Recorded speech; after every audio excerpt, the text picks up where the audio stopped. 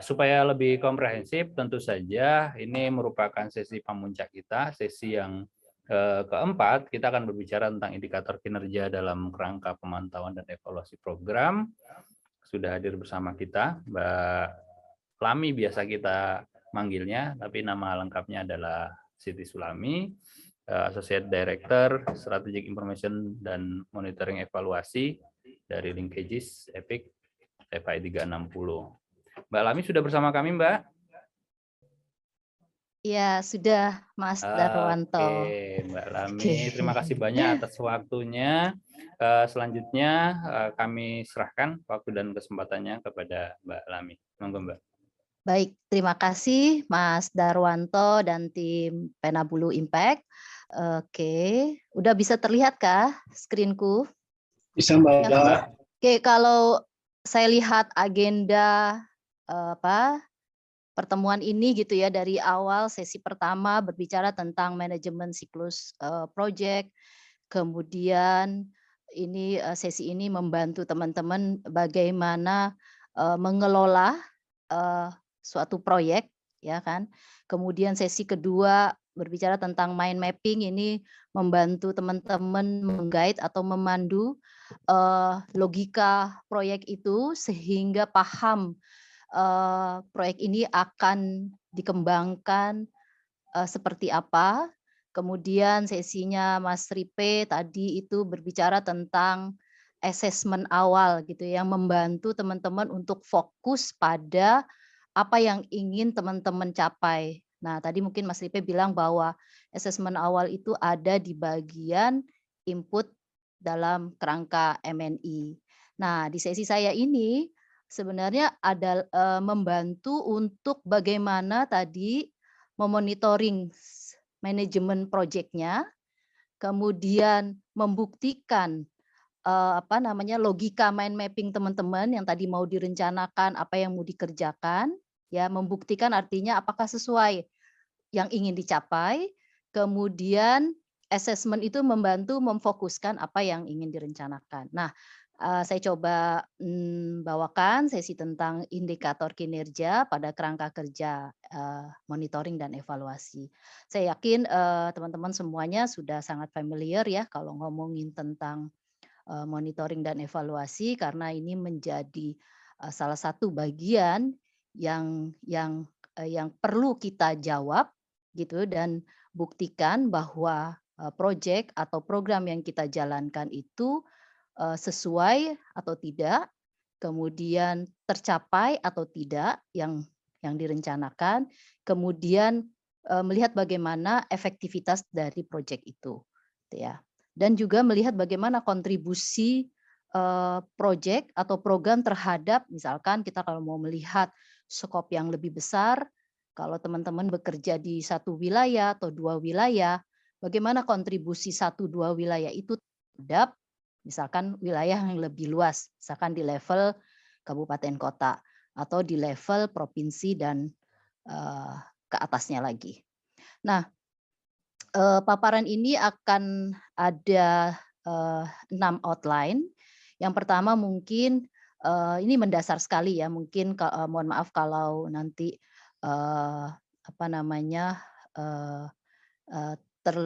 terkesan bahwa ini udah sering dengar gitu. Tapi sering juga teman-teman atau yang lainnya juga tertukar gitu ya. Di mana posisi masing-masing bagian di kerangka MNI gitu ya. Nah, mungkin kita akan mulai dengan definisi dan perbedaan MNI dulu ya. Kemudian slide berikutnya nanti kita akan bahas terkait dengan bagaimana kita bisa mendefinisikan atau membuat suatu indikator yang smart ya. Kemudian yang ketiga itu kita akan masuk baru ke kerangka monitoring dan evaluasi. Kemudian definisi dari bagian-bagian yang ada dalam kerangka MNI atau aku di sini singkat menjadi IPOI. Kemudian karena teman-teman juga bergerak di bidang program HIV/AIDS, maka sangat familiar ya kalau kita bicara tentang kaskade HIV, gitu ya. Karena pasti di setiap pertemuan kaskade HIV.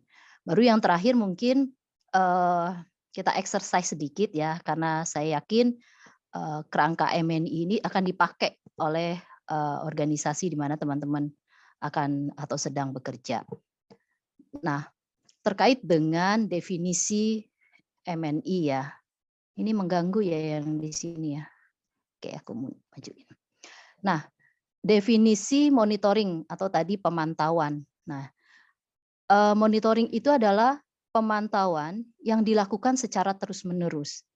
Jadi ketika kita melakukan suatu proyek, maka mau tidak mau monitoring ini ada di dalamnya.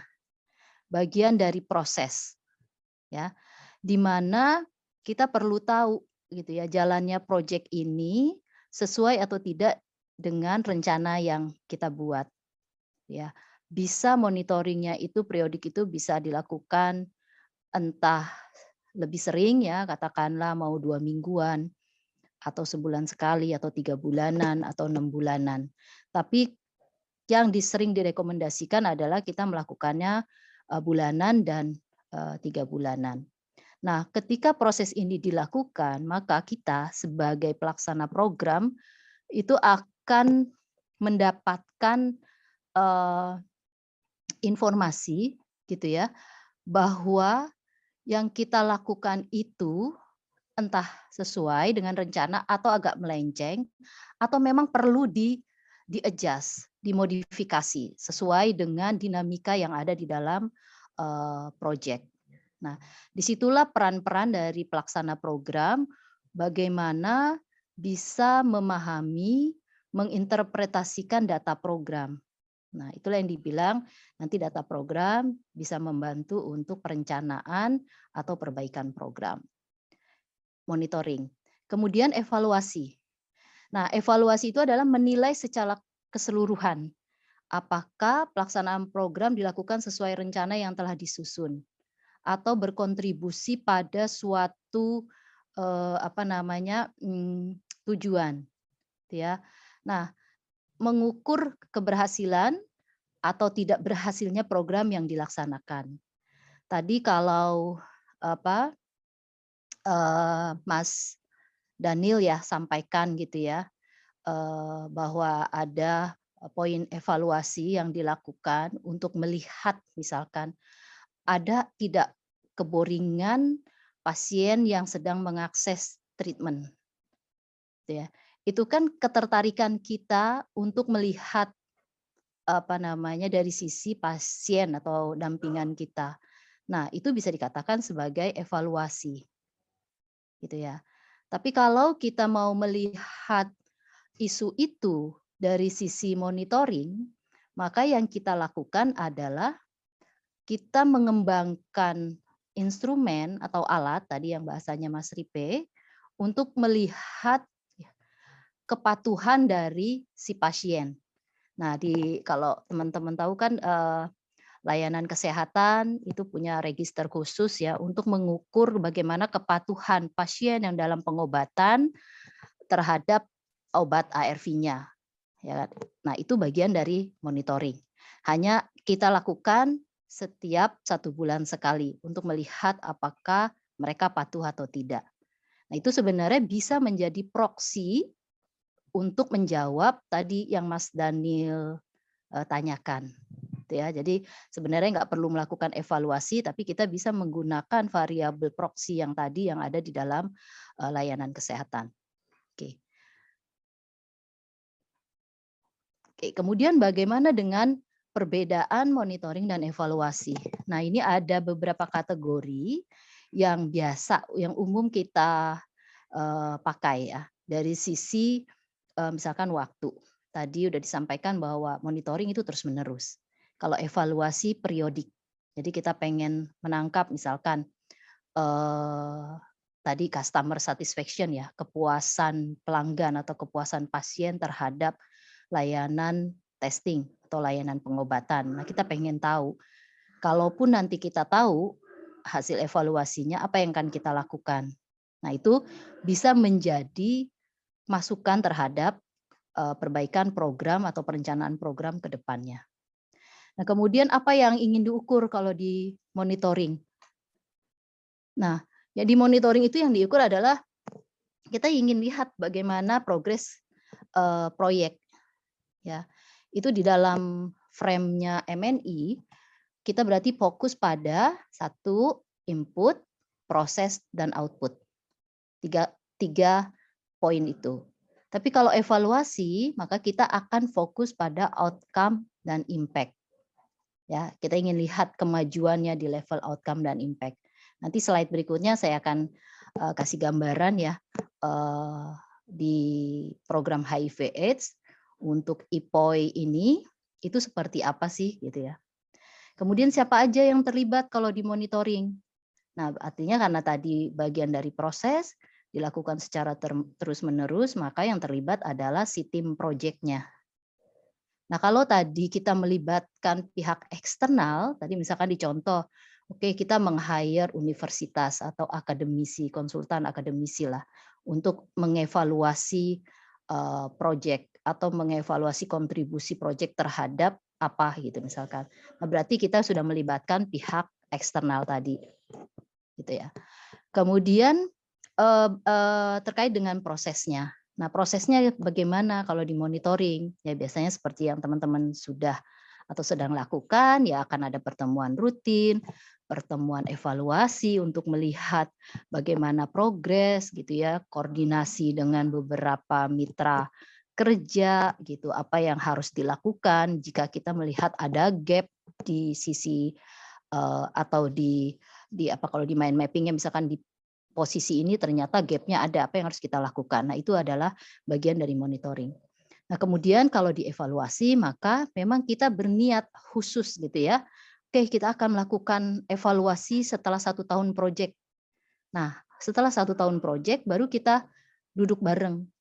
Misalkan kalau tadi melibatkan pihak eksternal, berarti kita akan ada proses merekrut pihak eksternal itu untuk memahami apa yang ingin kita evaluasi. Gitu ya. Levelnya berarti ada di outcome dan impact. Kemudian siapa pengguna hasil dari monitoring dan evaluasi?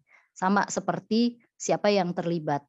Ya, berarti kalau monitoring berarti hanya tim project, kalau evaluasi ada tim internal dan eksternal.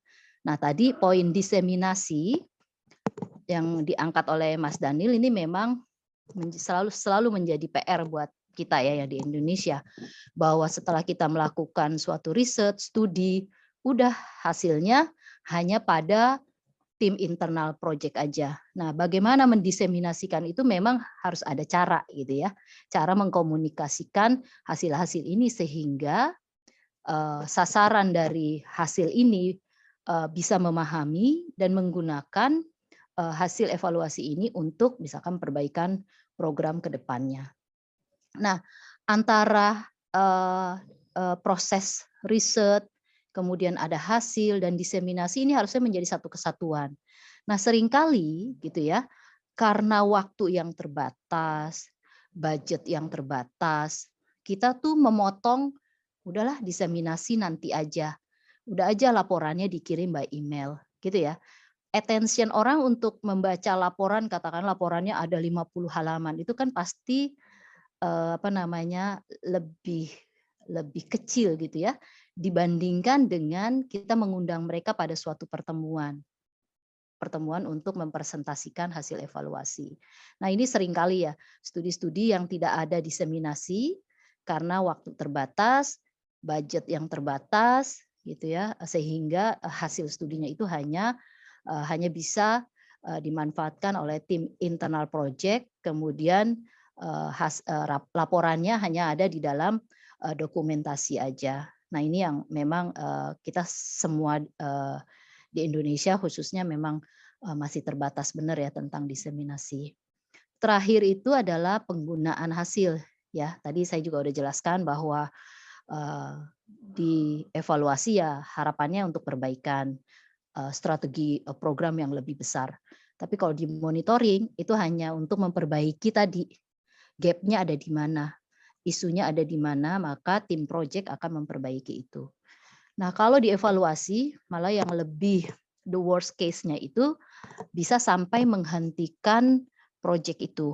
Kalau dirasa ternyata tidak ada dampak ya pada kontribusi yang ingin dicapai oleh proyek itu. Nah, itu perbedaan antara MNI. Slide berikutnya tentang bagaimana kita mendefinisikan, mengidentifikasi indikator kinerja yang SMART, ya. SMART di sini maksudnya adalah S-nya adalah spesifik. Jadi kalau kita mau menyusun indikator, maka perlu kita pikirkan, karena kita ini kan menilai proyek ya. Proyek ini akan berjalan, akan menghasilkan sesuai dengan rancangannya. Maka kitalah yang mengendalikan indikator kinerja. Maka perlu spesifik dan jelas. Tuh. Karena apa? Kalau kita spesifik, maka kita tahu apa yang ingin kita capai. Jelas, oh kita tahu bahwa ini akan tercapai dengan informasi yang jelas. Ya. Kemudian kriteria yang kedua adalah measurable, dapat diukur secara objektif. Nah, ini perlu sekali. Kadang-kadang kita suka missing gini ya. Kita bikin indikator yang katakanlah nggak kebayang apakah ini akan bisa diukur atau tidak. Nah, itu agak bahaya. Karena apa? Ketika kita sudah menyusun indikator yang kita tulis di dalam kerangka MNI, maka itulah yang membantu kita melihat keberhasilan program. Ya. Jadi perlu kita pikirkan bahwa indikator ini measurable, dapat diukur. Kemudian yang ketiga, yang A, achievable, dapat dicapai. Jadi kalau kita pasang target, yang targetnya memang dapat dicapai. Jadi artinya, oke, kita di awal udah taruh aja target sekian. Udah nggak apa-apa nanti kalau misalkan targetnya nggak kecapai. Nah itu nggak elok gitu ya. Artinya memang kita harus pikirkan bahwa dengan kemampuan organisasi, tentunya dengan beberapa pertimbangan resources, maka kami bisa mencapai target sekian. Ini yang akan kami capai dalam waktu sekian waktu gitu, misalkan seperti itu. Kemudian yang keempat, kok susah ya dipindahin.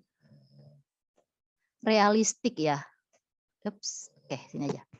Realistik. Jadi target indikator itu harus realistik sesuai dengan konteks yang proyek akan lakukan. Itu jangan sampai kayak ngawang-ngawang gitu ya. Ah udahlah pasang ini, tapi nanti setelah 2 bulan, 3 bulan proyek berjalan, kok ini indikator nggak realistik ya. Bagi kalau ibaratnya kan ini indikator janji ya. Kami nanti setahun, 2 tahun ke depan akan mencapai indikator-indikator ini dengan target ini itu gitu ya. Jadi ya realistik itu harus menjadi salah satu poin yang menjadi pertimbangan ketika kita memilih atau mendefinisikan indikator yang SMART. Kemudian yang terakhir,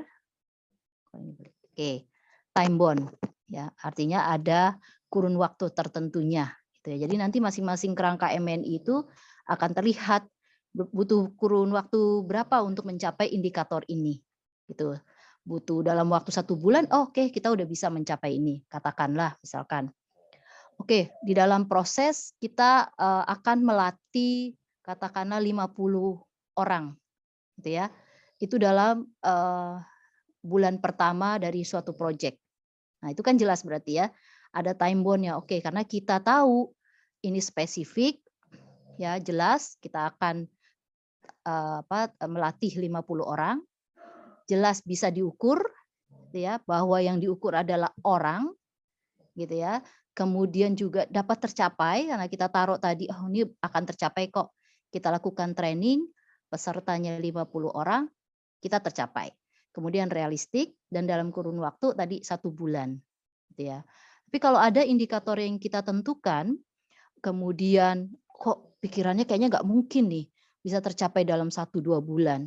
Oh ini butuh waktu 6 bulan, 1 tahun. Maka kita harus pastikan ada kurun waktu kapan indikator ini akan tercapai.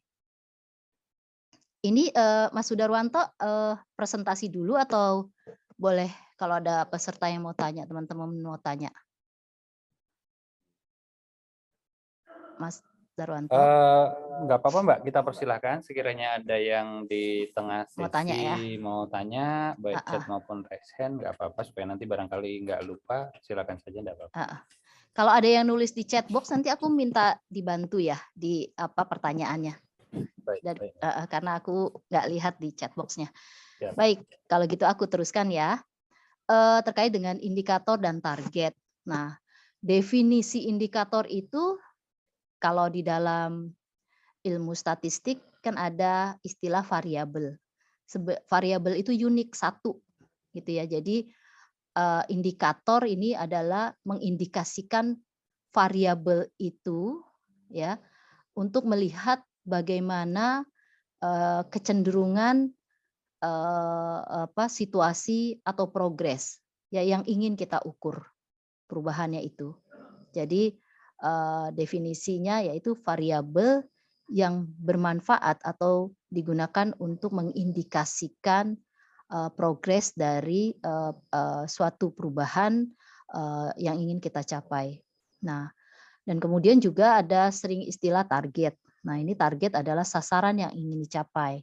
Nah, umumnya itu bisa kombinasi ya. Umumnya ada angka atau bentuknya kualitatif gitu ya.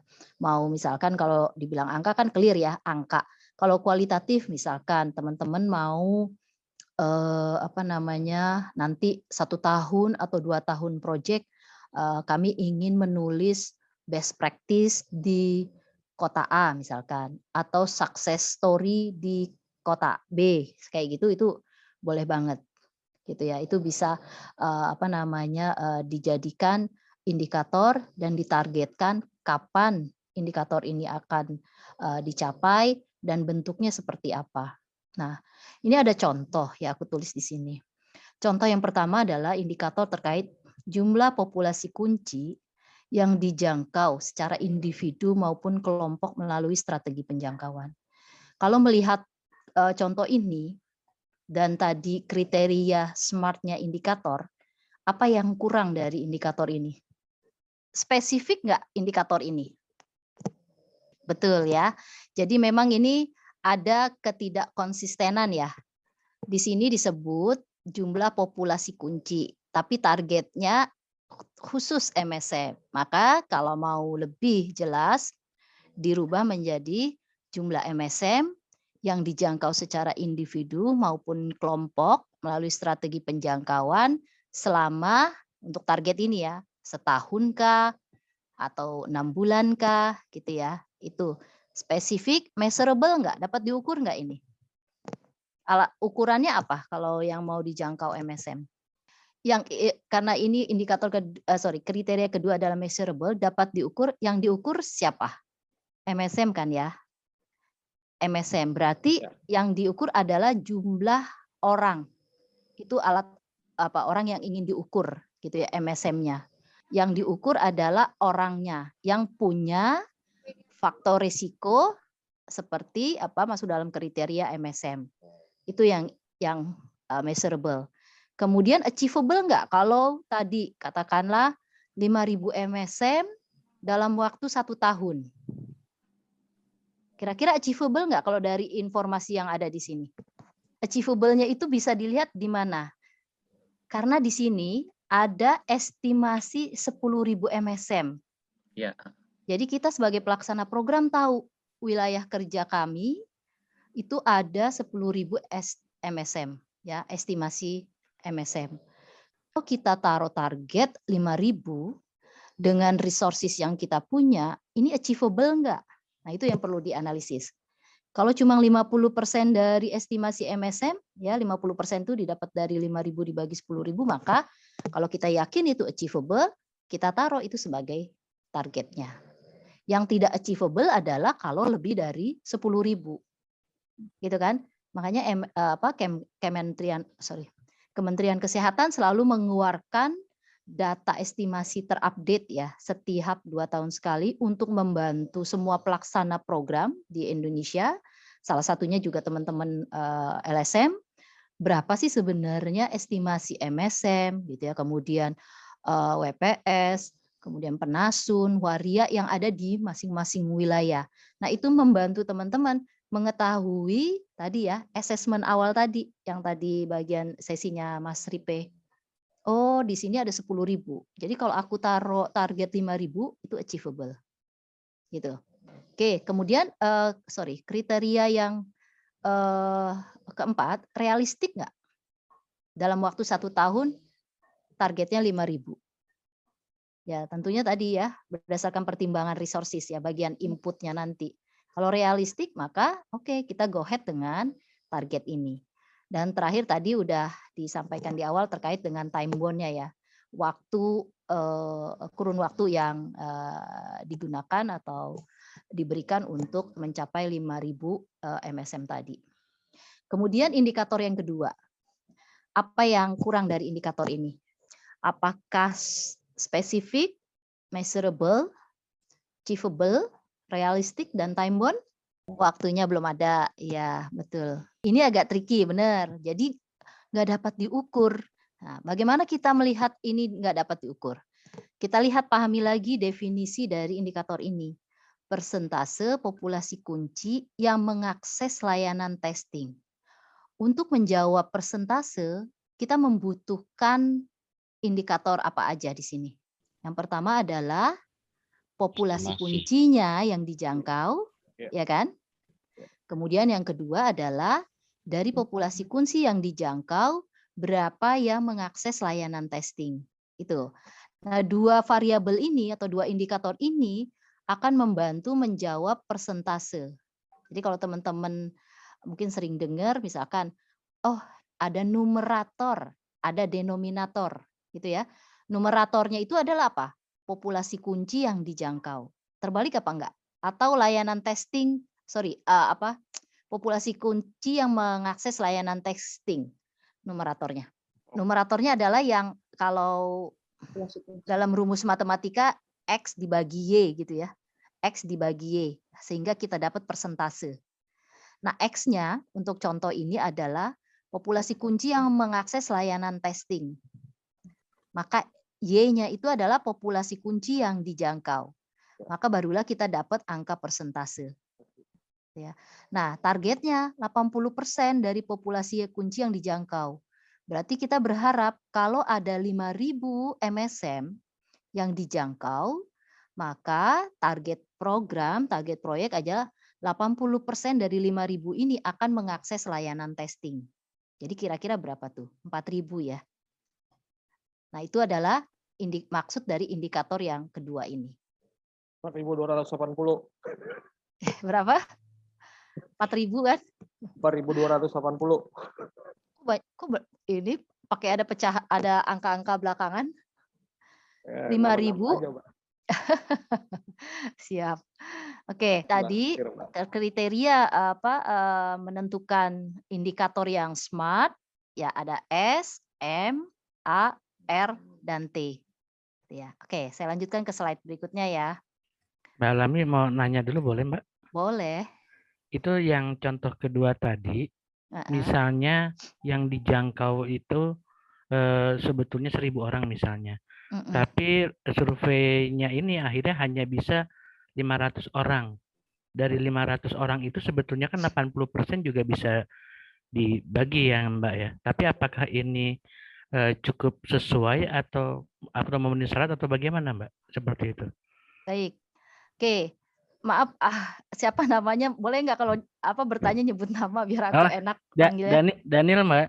Oh, oke, siap Mas Daniel. Ini Mas Daniel aku sering dengar ya. Oke, jadi gini Mas Daniel, ini yang tadi aku sampaikan, sering kali kita ketukar antara posisi monitoring dan evaluasi. Ya. Yang tadi saya contohkan, 2 indikator itu adalah indikator monitoring. Yang Mas Daniel tanya mencampur dengan indikatornya evaluasi.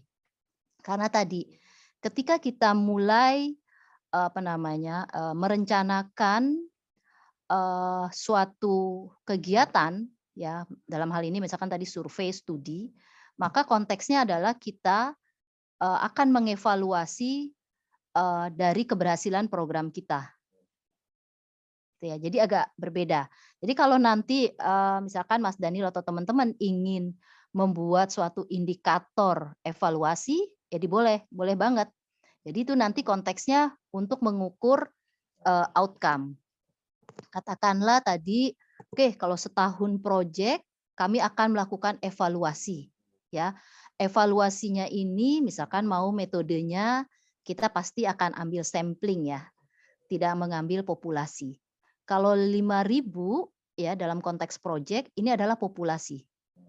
Artinya teman-teman akan menjangkau 5.000 MSM. Inilah populasi proyeknya teman-teman. Tapi ketika teman-teman ingin bertanya-tanya gitu, ada pertanyaan risetnya dari 5.000 populasi jangkauan teman-teman, mereka tuh seberapa puas sih terhadap bantuan atau supportnya teman-teman. Nah, kalau udah berpikir gitu, maka teman-teman berpikir, oh saya ingin mengevaluasi. Nah, kalau udah ingin mengevaluasi, maka kita nggak perlu lagi mengambil semua populasi. Maka di dalam statistik ada namanya sampling. Nah, metode sampling nanti macam-macam, bisa beda-beda. Misalkan kalau tadi di sesinya Mas Ripe ada survei cepat perilaku, gitu ya, assessment cepat, itu boleh juga dijadikan metode. Nanti tentu ada pakem-pakemnya ya, kapan kita mau pakai metode ini, kapan mau pakai metode yang itu. Nah, nanti itu sesi yang terpisah ya. Jadi antara monitoring dan evaluasi itu agak berbeda gitu ya. Ada indikator yang monitoring, batasannya ini, indikator outcome, nanti batasannya yang itu. Nanti aku coba di slide berikutnya ya, Mas Daniel dan teman-teman ya. Oke, siap Mbak. Terima kasih. Baik, boleh saya lanjut lagi? Oke ya. Nah ini kerangka MNI-nya ya. Jadi di konteks kerangka MNI itu ada istilah khusus di program HIV. Kalau kita ingin melakukan proyek, maka kita harus pahami dulu situasi epidemiknya. Gitu ya. Misalkan CSOA melakukan penjangkauan, pendampingan khusus populasi MSM. Maka CSO tersebut harus memahami data epidemiknya MSM yang ada di wilayah kerjanya teman-teman. Nah, prosesnya itu yang tadi seperti Mas Ripe sampaikan. Ya, ada assessment singkat atau ada metode lain gitu ya yang hanya misalkan mau kita udahlah uang kita terbatas, misalkan budget kita terbatas. Udah nih banyak nih, ada hasil IBBS ya, STBP, ada hasil penelitiannya Universitas A atau ada Universitas B. Oke, kita lakukan analisis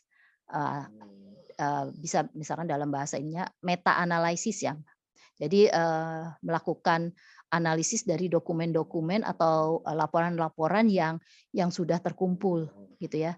Kalau di situ cukup informasinya, kita bisa melakukan analisis terhadap paper-paper itu. Nah, itu ya kita bilang bahwa kenali dulu situasi epidemik di wilayah kerjamu. Siapa target proyekmu gitu ya. Nah, kalau kita sudah memahami itu yang membantu kita untuk membuat suatu perencanaan.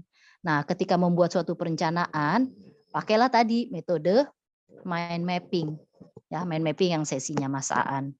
Nah, kalau kita sudah masuk ketahui situasi epidemikmu, baik populasi, kelompok umur, jenis kelamin, atau wilayah kerjanya, maka kita akan mulai masuk ke dalam, lihat pahami dulu dengan misalkan, oke, sumber daya kita seberapa kuat, seberapa banyak gitu ya pertimbangan-pertimbangan itu. Situasinya misalkan kalau kita mau bekerja dengan Fasiankes, Fasiankes ini misalkan puskesmas atau rumah sakit, misalkan dia bagaimana kerjasama kita dengan mereka.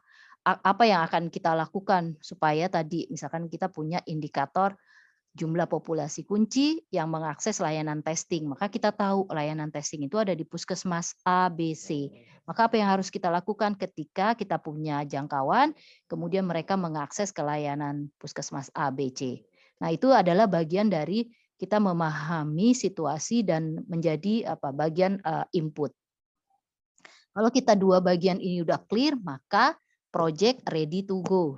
gitu ya, siap untuk melakukan proses ya. Disinilah nanti akan ada antara input dengan output itu ada proses. Nah, output jelas, output itu jelas apa yang kita lakukan ada hasil, gitu ya, ada produknya. Kalau misalkan kita ada pelatihan sekarang tanggal 3 ya, tanggal 3 Agustus terkait dengan misalkan Nah, target kita katakanlah 30 peserta. Nah, hari ini kita lakukan, maka outputnya apa? Kalau contohnya kayak gitu. Peserta yang ikut, Mbak. Ya, berarti ada 30 orang, ya 30 orang yang dilatih pelatihan apa? Atau ada katakanlah 15 LSM yang dilatih tentang apa? Bisa 2 kan? Nah, kayak gitu. Kalau mau didisagregasi atau di breakdown by umur, nah boleh juga. Misalkan, dari 30 orang ini ternyata katakanlah 16 laki-laki, 14 perempuan, katakanlah gitu. Atau mau didisagregasi by jenis kelamin, itu boleh juga. Gitu. Nah, ketika kita tahu bahwa kita akan melatih 30 orang, maka kita perlu membuat indikator kan ya tadi di bagian perencanaan. Kita tahu nanti kita akan melaksanakan training A pada bulan Agustus, target kita 30 orang, 15 LSM. Nah, itu terlaksana atau tidak? Kalau ternyata gitu ya di dalam proses setelah hari ini ternyata ya pesertanya cuma 15, target kita 30. Nah, kenapa? Kok bisa kayak gitu ya? Berarti ada sesuatu perencanaan yang belum mateng atau tadi promosinya belum gencar ya. Tadi kalau di sesi pagi video yang berjalan itu Mas Darwanto itu keren banget ya gitu ya. Itu kan bagian dari promosi ya. Supaya calon peserta training tertarik, saya memang punya ketertarikan untuk belajar tentang manajemen siklus project, pengen belajar tentang mind mapping, pengen belajar tentang assessment awal dari suatu proyek dan juga kerangka MNI. Maka itu akan membuat antusias sehingga pesertanya sesuai dengan yang diharapkan. Kayak gitu-gitu. Artinya kalau output nggak sesuai, maka kita tengok lagi di bagian perencanaan kita. Ya, oke. Nah, kemudian kalau tadi kita outputnya jelas gitu ya. Sebenarnya output ini kan menjadi kayak bridging ya, sebagai jembatan untuk kita berkontribusi pada outcome dan impact ya. Jadi nanti di slide berikutnya mungkin akan lebih jelas ya terkait dengan program HIV/AIDS. Jadi ini urutannya, ada input, ada proses, ada output, outcome dan impact. Nah, jadi impact ini sebenarnya goalnya besarnya kita gitu ya. Kalau di program HIV/AIDS kita ingin menurunkan insiden HIV, apa yang harus kita lakukan? Kita pengen gitu ya. Kita bekerja di wilayah DKI Jakarta. Ternyata insiden HIV-nya tinggi sekali ya di wilayah DKI Jakarta. Apa yang harus kita lakukan? Nah, impact ini kita turunkan lagi di level outcome. Orang tidak akan tertular atau tidak ada infeksi baru jika satu apa aja misalkan penggunaan kondomnya tinggi. Gitu ya. Semuanya konsisten lah menggunakan kondom. Tapi kan ini kita udah puluhan tahun ya di program HIV/AIDS bekerja ternyata gagal kita untuk bisa mengendalikan penggunaan kondom. Selalu dari hasil IBBS penggunaan kondom itu 50-60%. Artinya kalau 50-60% berarti masih ada setengah dari populasi beresiko yang tidak menggunakan kondom. Kalau mereka tidak menggunakan kondom, bagaimana kita bisa mengendalikan HIV incidence? Ternyata strategi kita yang lama itu nggak cukup efektif. Akhirnya muncullah mungkin teman-teman suka dengar, U equal U, gitu ya. Tadi di mind mappingnya Mas Aan mungkin ada ya U equal U. Apa U equal U? Aku lupa. Undetected, untransmittable ya, atau untransmittable, undetected. Ada yang ingat nggak tadi? Undetected sama untransmittable. Means untransmittable. Oke, mantap. Ya, undetected, untransmittable. Nah, itu dalam konteks ini viral load suppression. Makanya sekarang lagi digencar-gencarnya. Semua populasi beresiko gitu ya, yang ODIF maksudnya ODIF kalau dia on ART ya, ARV ini kan bisa mengkontrol viral load di dalam tubuhnya. Maka dia akan ada periodik 6 bulan, 12 bulan, 24 bulan untuk dianjurkan tes VL. Untuk apa? Supaya bisa mengkontrol dan bisa mengetahui kepatuhan si ODIF ini. Apakah dia patuh minum ARV atau enggak. Kalau hasilnya ternyata tidak supres, maka jelas sekali ya. Apakah dia tidak patuh minum ARV-nya atau kedua ada indikasi komplikasi ya. Gitu ya, atau apa namanya kemarin. Lupa aku istilahnya. Nah itu. Nah, gawatnya apa? Kalau banyak yang tidak supres. Nah, kalau banyak yang tidak supres, maka kita gagal dalam mengendalikan HIV incidence. Akan sama seperti tadi yang kondom use. Makanya sekarang kondom use agak ditinggal kan. Sekarang kita coba dengan viral suppression. Nah, alhamdulillah misalkan kayak di Jakarta gitu ya. Itu angka suppression-nya 92%. Nah, artinya kita tinggal mengkontrol 8%-nya. Ya, atau kita mau sebatas apa? 8%-nya masih kita anggap kita tolerir oke-oke aja, atau kita tetap mau menjangkau 8% ini dipastikan hasil tes VL-nya supres. Supaya tadi kita bisa mengkontrol at the end dari sisi impact ada HIV incidence-nya. Gitu. Nah, makanya kemudian strategi-strategi di program HIV/AIDS selalu dinamis ya. Ada ternyata baru dengar oh ada istilah ini. Itu maksudnya apa ya? Oke gitu. Nah, gitu karena menjadi bagian bagaimana kita bisa mengkontrol impact di konteks Indonesia secara besarnya atau di provinsi atau di kabupaten kota tertentu. Oke ya, aku dari sini ada yang mau ditanyain dulu nggak? Ini Mas Darwanto ingetin aku kalau kelewatan. Oke ya, kalau nggak aku lanjutin. Oke, Mbak Lami. Nanti sesi kita hari ini untuk Mbak Lami sampai jam 16.30. 16.30, oke. Jadi kita masih ada waktu sekitar 35 menit sebelum closing. Oke, baik. Makasih Mas Darwanto. Nah, ini definisi IPOI-nya gitu ya. Input, proses, output, outcome, dan impact. Nah, di input itu jelas tadi ya. Kita akan melihat sumber daya yang kita punya. Proses ini bentuknya adalah running-nya project kita, kegiatan yang mengubah atau mengolah input tadi. Output jelas hasil dari proses. Ya. Output yang kita kembangkan, itu kita berpikir juga bagaimana itu akan berkontribusi pada outcome, dan outcome akan berkontribusi pada impact. Ya. Outcome-nya apa misalkan? Kalau tadi mau program atau strategi penjangkauan, ya kita harapkan misalkan ada perubahan pengetahuan, sikap, dan perilaku, katakanlah gitu. Kemudian nanti dari sisi impact apa? Kalau ada perubahan perilaku, maka kita akan harapkan kan ada pengaruh ke impact. Misalkan, ya kan tadi kita pengen kalau orang pengetahuannya, perilakunya udah baik, maka kita bisa mencegah mereka untuk tingkat kematiannya. Misalkan hidupnya lebih lebih baik, misalkan kayak gitu. Oke. Lanjut dari kerangka MNI program HIV/AIDS. Nah, ini saya cuplik dari pedoman strategic information ya. Nah, yang terupdate. Jadi ini mungkin teman-teman yang bekerja di program HIV/AIDS bisa juga menjadi panduan teman-teman terkait dengan strategi HIV/AIDS yang terkini ya, yang terupdate. Nah, di sini sama di frame dalam bentuk IPOI. Gitu ya. Dan di dalam pelaksanaan programnya, prosesnya itu dibagi menjadi beberapa menu. Ya, ada menu prevention, ya, HIV testing, linkage to care gitu ya, ART sama viral suppression. Nah, ini yang saat ini kita Indonesia sedang jalankan dan teman-teman sebagai pelaksana di lapangan mengarah akan berkontribusi pada pencapaian strategi di program HIV/AIDS, gitu ya. Dan jelas di sini misalkan indikatornya, kalau kita mau tahu, kenali dulu your epidemic situation, gitu ya. Maka kita tahu siapa yang yang terkait dengan epidemik ini.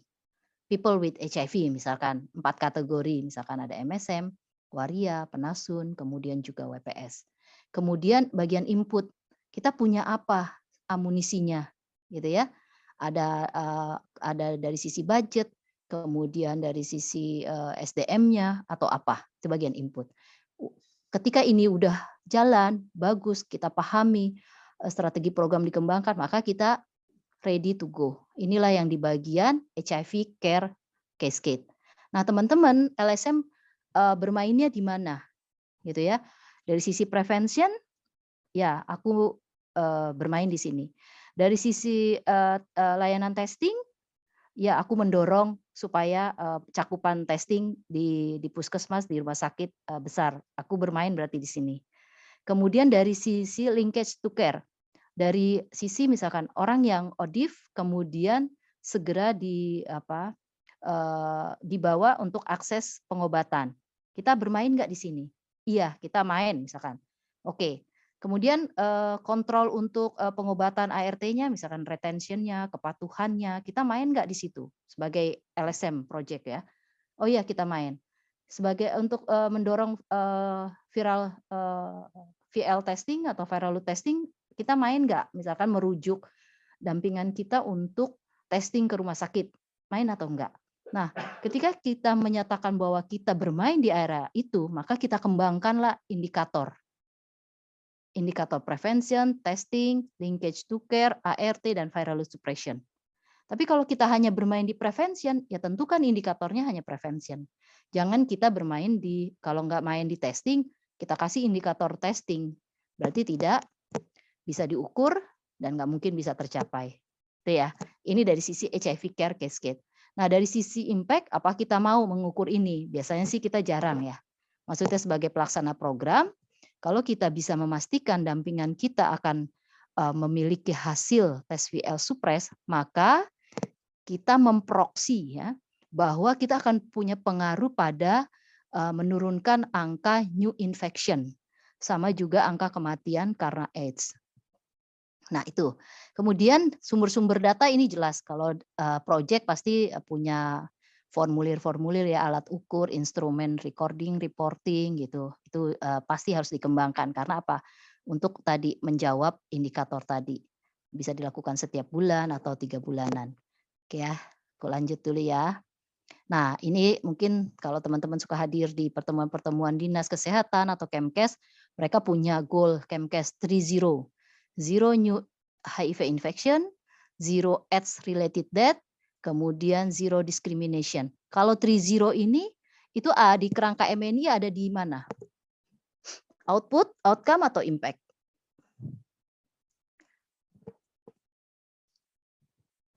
Impact ya, Mbak?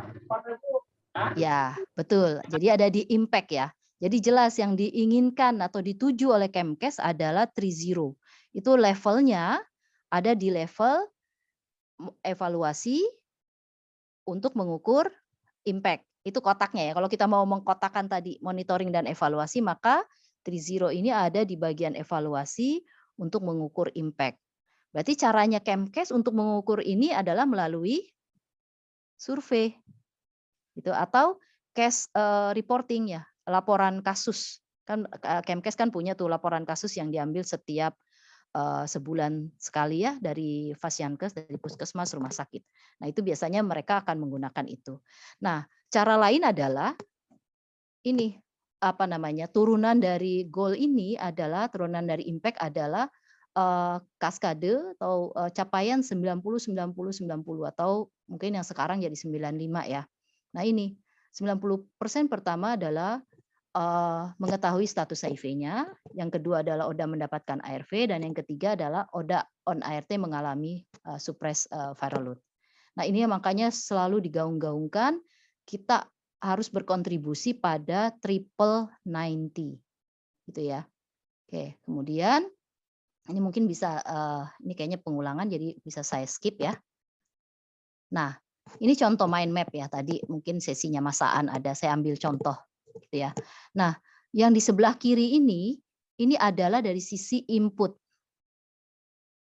Ini contoh mind map yang dari sisi monitoring pemantauan. Ini input ya. Kemudian ini proses. Di sini ada strategi-strateginya. Kalau kita ingin mencapai 95 pertama tadi ya, target yang 90 pertama, 90 atau 95 pertama, maka strategi apa yang akan kita lakukan? Nah, ini 1 2 3 4 5 gitu ya. 90 pertama itu kan adalah untuk mengetahui status HIV-nya. Oke.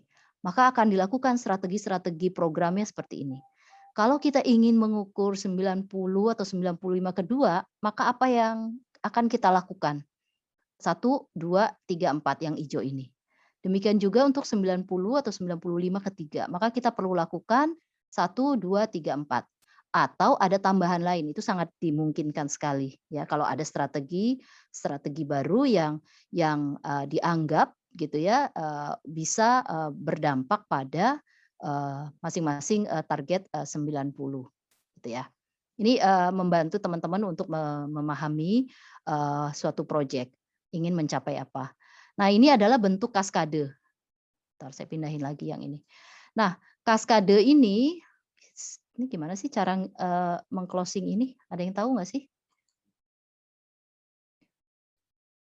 Selalu muncul ya. Oke, kaskade inilah yang selalu membantu kita pelaksana program untuk bisa mengukur dari sisi output ya atau dari sisi outcome ya dalam hal misalkan viral load suppression. Nah, bar yang pertama ini menunjukkan kita tahu status atau situasi epidemi kita bahwa di Jakarta konteksnya ya di slide ini ada angka estimasi ODA sebanyak 65.916. Inilah yang menjadi target program supaya tadi kita bisa berkontribusi pada impact menurunkan HIV incidence ya. Nah, ternyata dari 65.000 baru 87%-nya yang tahu status HIV-nya. Nah, masih ada gap kan ya yang harus kita kejar supaya semua populasi berisiko segera tahu status HIV-nya. Kenapa perlu tahu status HIV? Supaya tadi segera mendapatkan pengobatan. Kalau mendapatkan pengobatan patuh maka hasil VL-nya akan supres. Kalau supres maka kita akan berkontribusi pada HIV incidence atau menurunkan angka kematian. Nah itu, inilah yang dibilang kaskade HIV. Nah, kemudian on ART-nya ini harus kita jaga, jangan sampai orang udah on treatment kemudian lost to follow up.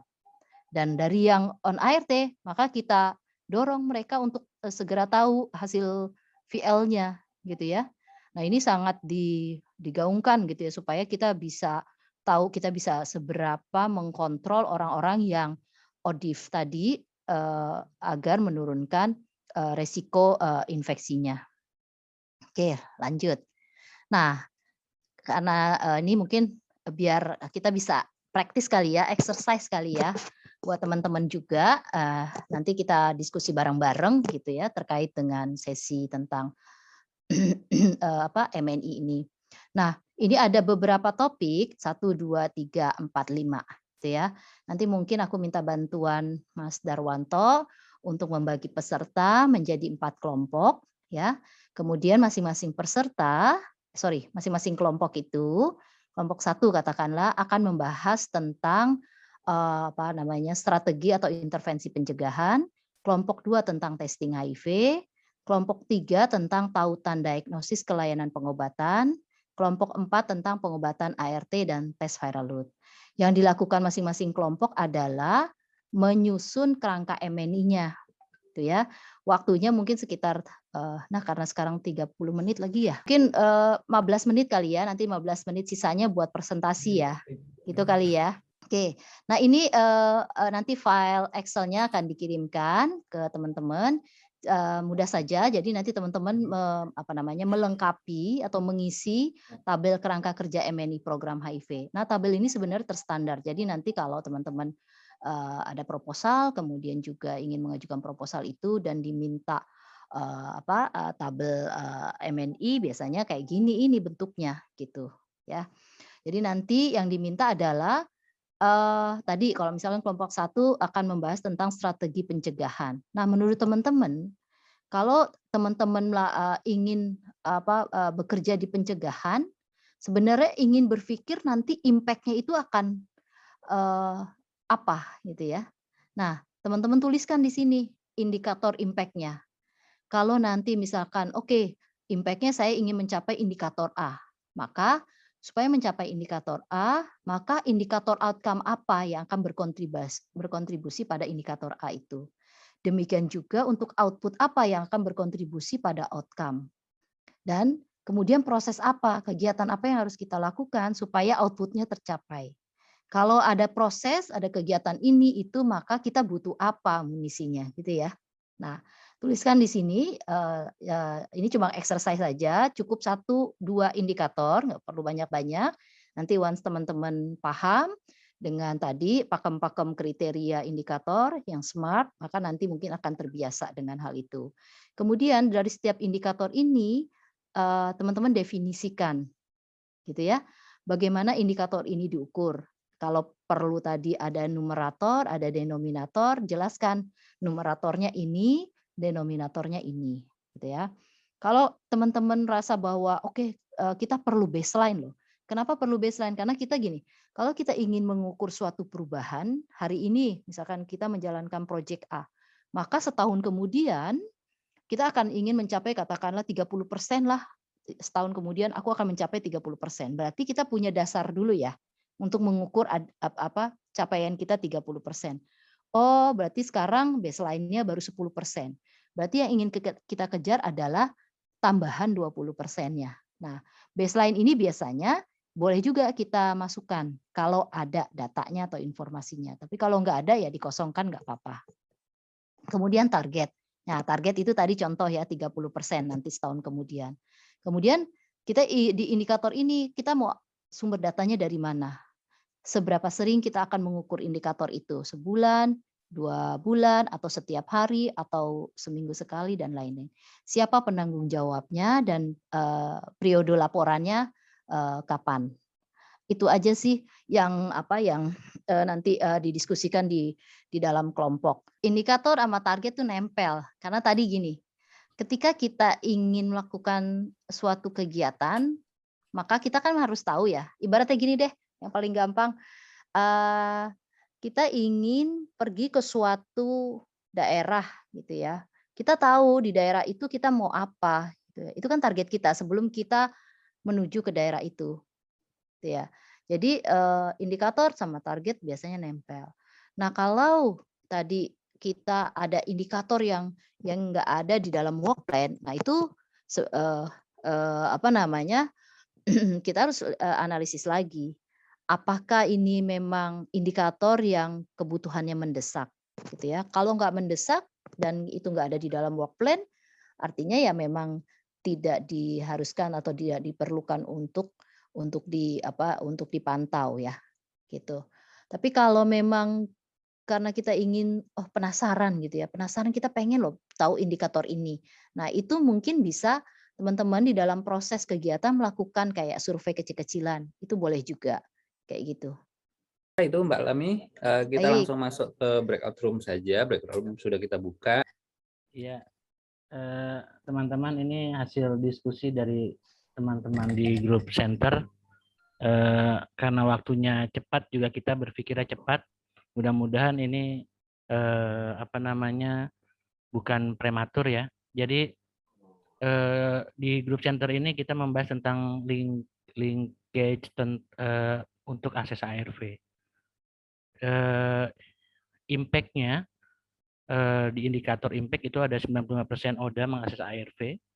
Lalu definisinya itu dengan melihat jumlah ODA yang mengakses ARV di layanan melalui SIHA atau data PL atau data LSM.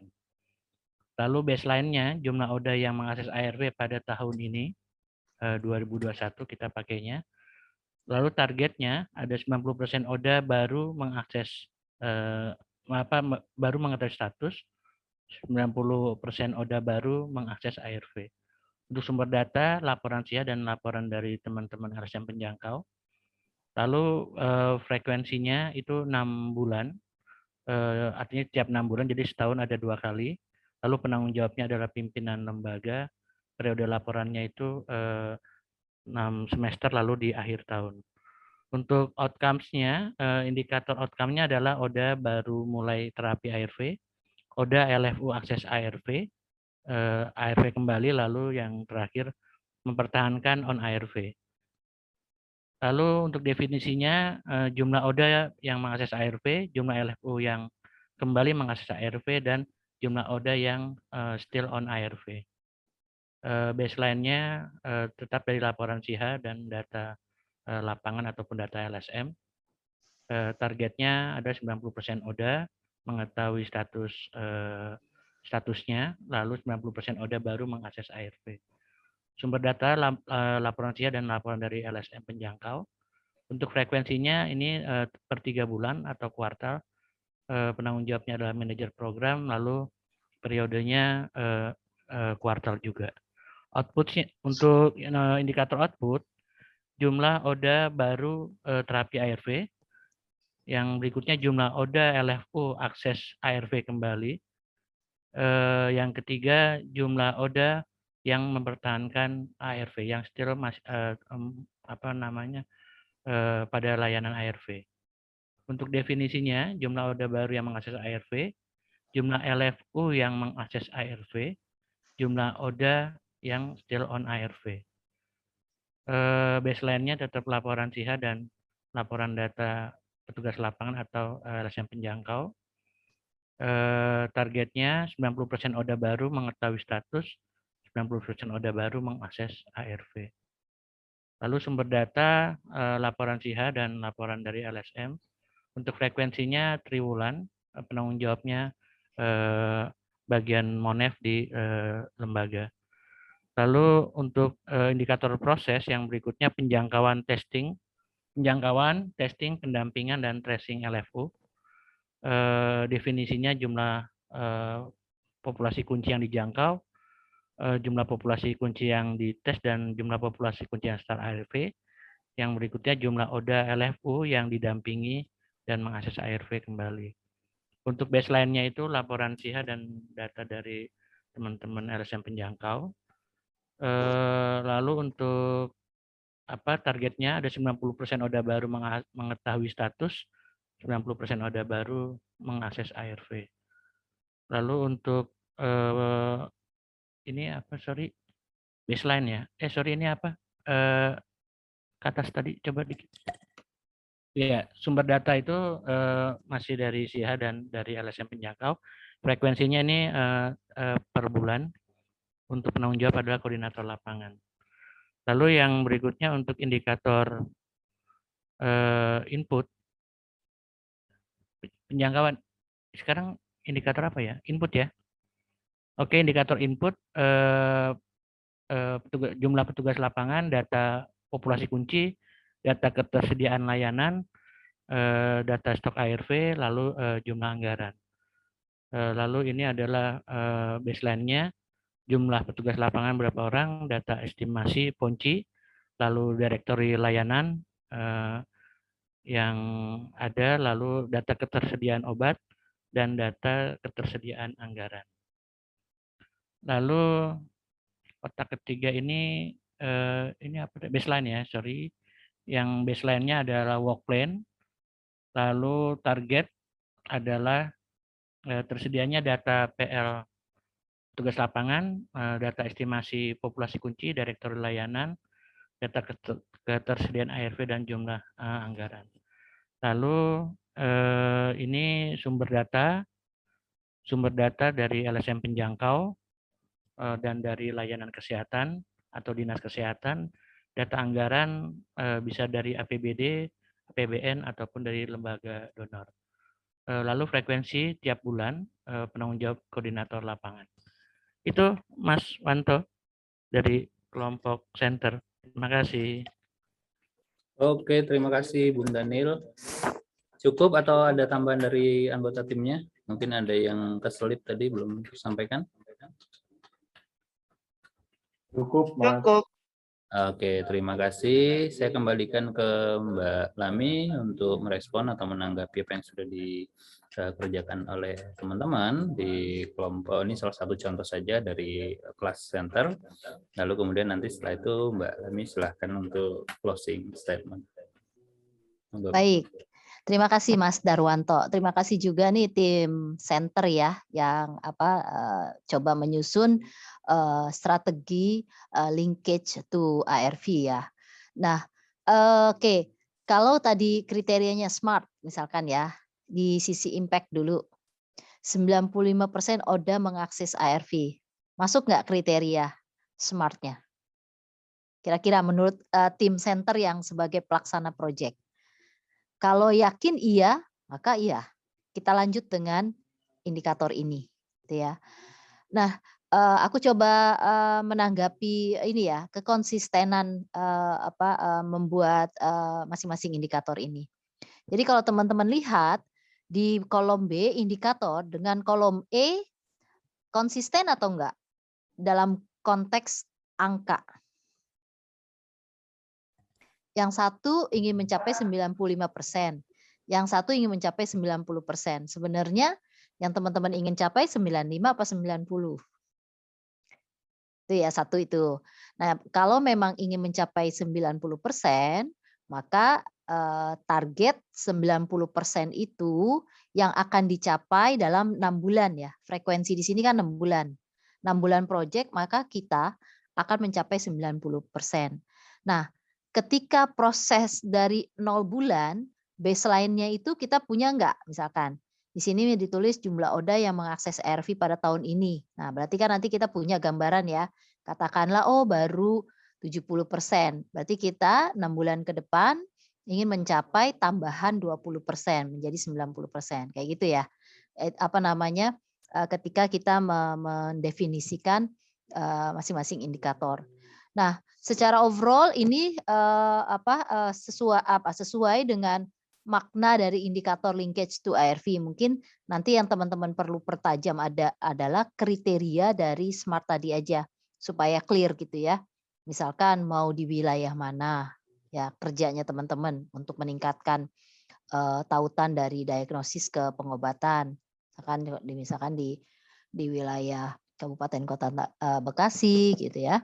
Kemudian turunannya ini oke, udah cocok ya. Jadi nanti dari input kemudian akan dijalankan lewat proses ya, prosesnya melalui penjangkauan, testing, pendampingan, tracing LFU. Maka dari proses ini akan menghasilkan output ya, karena jelas output prosesnya penjangkauan. Maka di sini harus sebaiknya ada jumlah ODA yang didampingi misalkan ya. Karena tadi bahasannya udah yang diagnosis tuh pengobatan. Kemudian misalkan kalau mau men-tracing juga yang LFU, ini udah ditulis kayak gitu ya. Oke, dari output ini maka nanti berkontribusi pada outcome. Nah, kemudian baru ke impact. Nah, kayak gitu ya. Jadi ini adalah tahapan dari suatu tadi bagaimana kita memonitoring dan mengevaluasi proyek yang ingin kita jalankan. Mungkin itu ada yang mau ditanyain dulu nggak dari tim center atau dari kelompok lain? Ini mungkin Mbak ada karena waktu yang mepet kali ya. Jadi tadi juga berpikirnya serba instan semuanya seperti itu. Betul, Mbak. betul. Ya tapi ini udah mantap lah. Tinggal nanti dipoles-poles. Makasih tim center dan kelompok yang lain juga. Kedepannya ini dinamika peran komunitas itu lumayan besar ya. Gitu ya. Artinya direct funding, pendanaan secara langsung ke LSM lokal itu akan dibuka kerannya. Gitu ya. Jadi karena udah dibuka kerannya, maka teman-teman mempersiapkan gitu ya amunisi-amunisi yang diperlukan untuk merespon keran yang terbuka itu. Mungkin itu kali ya Mas Darwanto ya. Jadi yang 4 sesi di hari ini yang difasilitasi oleh Penabulu Impact Plus itu aku pikir sangat bermanfaat gitu ya untuk teman-teman LSM gitu ya, karena nanti mau nggak mau ini in practice akan diterapkan atau akan digunakan oleh teman-teman. Oke, Terima kasih semuanya. Baik, terima kasih Mbak Lami. Luar biasa sesi terakhir kita sekaligus mengunci 3 sesi sebelumnya. Rekan-rekan sekalian, sampailah kita di penghujung waktu, sekarang jam 17.00. Alhamdulillah kita sudah melewati 4 sesi hari ini. Dari sesi awal tadi tentang manajemen siklus project yang disampaikan oleh EB atau Swendro Sugiharto. Lalu kemudian mind mapping pelaksanaan program oleh Mas Aan atau Erlian Rista Aditya. Kemudian sesi ketiga asesmen untuk perencanaan oleh Arif R. Iriawan atau RIPE, dan sesi terakhir dari Mbak Lami atau Mbak Siti Sulami tentang indikator kinerja dalam kerangka pemantauan dan evaluasi program. Terima kasih banyak kepada seluruh narasumber atau trainer yang hari ini sudah luar biasa berbagi dengan kita, dengan rekan-rekan sekalian. Mudah-mudahan bermanfaat dan membawa hasanah baru atau mungkin bisa jadi daya ungkit untuk kita bersama terkait dengan apa yang akan kita lakukan dan rencanakan ke depan, khususnya untuk teman-teman CSO di program penanggulangan HIV/AIDS. Terima kasih juga pada supporting kami, tim backend dari Learn, juga tim Impact Plus, luar biasa untuk keempat narasumber dan khususnya untuk semua peserta, karena tanpa peserta tentu saja ini tidak akan ada artinya. Lalu kemudian sebagai closing, kami ingin reminder di newsletter berikutnya tentu saja akan ada evaluasi yang akan kami kirimkan. Mohon teman-teman nanti jangan lupa untuk berpartisipasi atau berkontribusi untuk mengisi hasil evaluasi kegiatan kita di hari ke batch 2 ini gitu. 4 sesi yang luar biasa, pasti melelahkan juga buat teman-teman sekalian.